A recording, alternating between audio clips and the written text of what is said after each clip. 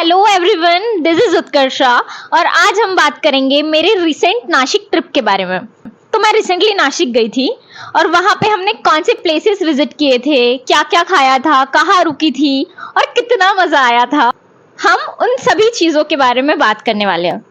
तो मैं पर्सनली इस वीडियो के लिए बहुत ज़्यादा एक्साइटेड हूँ। तो चलो शुरू करते हैं। तो नागपुर से मैं फ्राइडे को निकली थी। फ्राइडे को 9:15 की ट्रेन थी। तो हमने कुछ फोटोज खिंचाई, वीडियो बनाए और हम बैठ गए ट्रेन में।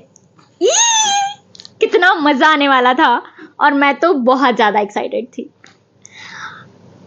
ट्रेन में बैठने के 2 घंटे बाद विभू ने बनाए हुए पराठे, छोले और आलू की सब्जी हमने खाई। बहुत टेस्टी बनी थी।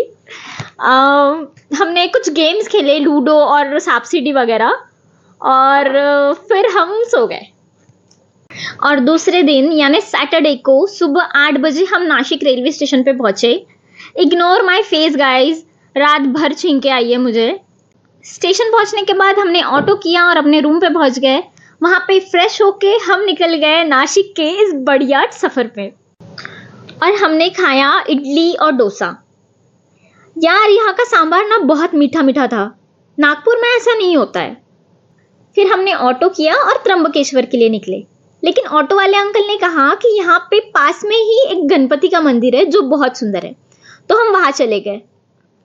और इस मंदिर में आने के बाद ऐसा लगा जैसे नासिक की यात्रा ना यहीं पे पूरी हो गई। बहुत ही डिवाइन एक्सपीरियंस था। ये मूर्ति 45 फीट की है और यहाँ नवग्रह के लिए अलग अलग मंदिर है। तो गणपति बप्पा के दर्शन करके हम निकले त्र्यंबकेश्वर। यार, यहाँ का वेदर कितना सुंदर था। ऑटो से ही नज़ारे दिख रहे थे। हमारे नागपुर में ऐसा नहीं होता। बारिश आने के बाद भी बहुत गर्मी होती है। फाइनली हम त्र्यंबकेश्वर पहुंच ही गए। श्रावण का महीना था और वीकेंड भी था, इसलिए गर्दी बहुत थी। पूरे 5 घंटे लाइन में लगने के बाद आखिरकार हमें महादेव जी के दर्शन हो ही गए।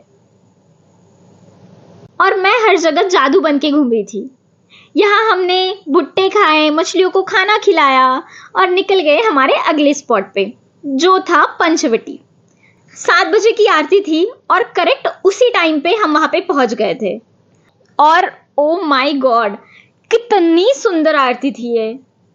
मन कर रहा था खत्म ही ना हो। आरती होने के बाद हम गए काड़ाराम मंदिर, गोरेराम मंदिर, कपालेश्वर मंदिर, और हमें सीता गुफा भी जाना था, लेकिन जब तक हम वहाँ पे पहुँचे वो बंद हो चुका था। फिर हमने पंचरत्न होटल में खाना खाया और इसी के साथ हमारा नासिक का डे 1 कंप्लीट हो गया। संडे को हमने सबसे पहले मुक्तिधाम मंदिर के दर्शन किए। पाटिल मिसळ में मिसळ खाया। टेस्ट तो एवरेज ही था। फिर हमने पूरे दिन के लिए एक ऑटो बुक किया। सबसे पहले हम गए पांडवलेनी, जहाँ मैंने ऊँट की सवारी भी की।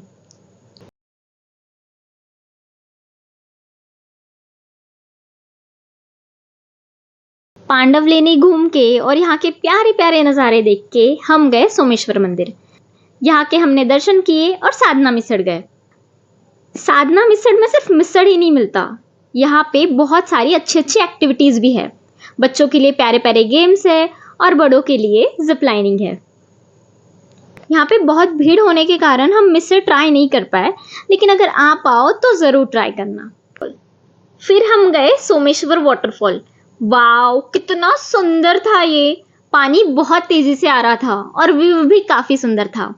और इसके बाद बारी है मेरे फेवरेट प्लेस की, जिसके लिए मैं बहुत ज़्यादा एक्साइटेड थी। वो है तपोवन। तपोवन ही वो जगह है जहाँ पे राम जी, सीता माँ और लक्ष्मण जी ने वनवास के कुछ साल बिताए थे। और यहीं पे सीता माँ का अपहरण भी हुआ था। यहाँ कपिला और गोदावरी नदी का संगम है और इसी नदी में सीता माँ नहाने भी आती थी। और यहीं पे लक्ष्मण जी ने शूर्पणखा की नाक काटी थी। और पता है, यही वो जगह है जहाँ पे कुंभ मेला भी होता है। यहाँ से हम गए वापस नासिक रेलवे स्टेशन। स्टेशन के पास ही एक अच्छी जगह हमने डिनर किया। और अब बारी थी वापस नागपुर जाने की। रात की 10:30 बजे की ट्रेन से हम वापस जाने वाले थे। लेकिन सच बताऊँ, वापस जाने की बिल्कुल इच्छा नहीं थी।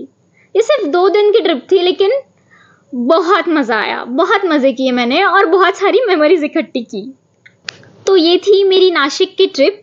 ये वीडियो आपको कैसा लगा कमेंट में ज़रूर बताना और अगली प्लेस कौन सी एक्सप्लोर करनी है वो भी बताना। मिलते हैं नेक्स्ट वीडियो में, तब तक के लिए सब्सक्राइब कर दो, फॉलो करो और भर भर के कमेंट करो।